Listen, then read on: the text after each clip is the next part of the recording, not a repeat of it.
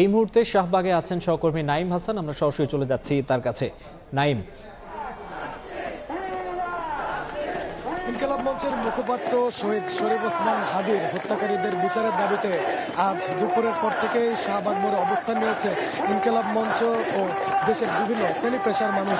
মূলত তারা ইনকিলাব মঞ্চের ভাষ্য অনুযায়ী তারা বলছেন যে সরকারকে তারা 25শে ডিসেম্বর পর্যন্ত সময় বেঁধে দিয়েছিলেন যেন হাদির হত্যাকারীদের গ্রেপ্তার করে বিচার নিশ্চিত করা হয়। কিন্তু 25শে ডিসেম্বর পার হয়ে যাওয়ার পরও যেহেতু এখনও সরকারের পক্ষ থেকে হাদির হত্যাকারীদের গ্রেপ্তার করা হয়নি, সেজন্য তারা আজকে দুপুরের পর থেকে এখানে অবস্থান কর্মসূচি চালিয়ে যাচ্ছে। শুধু তাই না, ইনকিলাব মঞ্চের পক্ষ থেকে জানানো হয়েছে যে তারা এই অবস্থান কর্মসূচি অনির্দিষ্টকালের জন্য চালিয়ে যাবেন।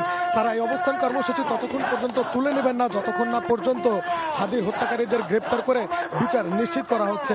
এছাড়া আজকে বিকেলের পর থেকে এখানে যে শাহবাগ মোড়, সেই শাহবাগ মোড়ে কিন্তু আমরা দেখতে পাচ্ছি যে হাজার হাজার মানুষ এখানে এসে জড়ো হতে শুরু করেছেন। শুধু তাই না, তারা সকলেই বলছেন যে আজকে রাতে থাকার প্রস্তুতি নিয়ে তারা এসেছেন।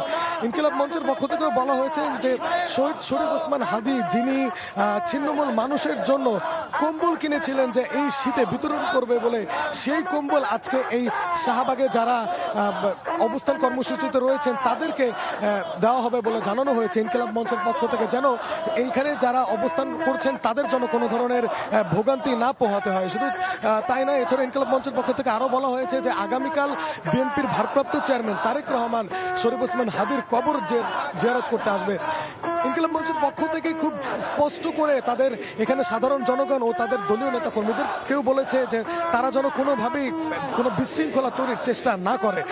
কারণ ইনকিলাব মঞ্চের পক্ষ থেকে বলা হচ্ছে যে আজকে এখানে যারা অবস্থান করছে সকলেই যে হাদির বিচারের দাবিতে এসেছেন এমনটা না, এখানে অনেকে রয়েছেন যারা অনুপ্রবেশকারী বা কোনো ধরনের বিশৃঙ্খলার সুযোগ নিতে পারেন। এই কারণে তারা বলেছেন এখানে আগামীকাল যখন জনাব তারেক রহমান আসবে কোনো ধরনের জন্য বিশৃঙ্খলা বা সহিংসতার ফাঁদে কেউ পা না দেয়। এই ছিল আমার কাছ থেকে শাহবাগের মোড় থেকে সর্বশেষ পরিস্থিতি। হাদি হত্যার বিচার দাবিতে শাহবাগে ইনকিলাব মঞ্চের অবস্থান কর্মসূচির বিষয়ে সবশেষ তথ্য জানাতে যুক্ত হয়েছিলেন নাঈম হাসান।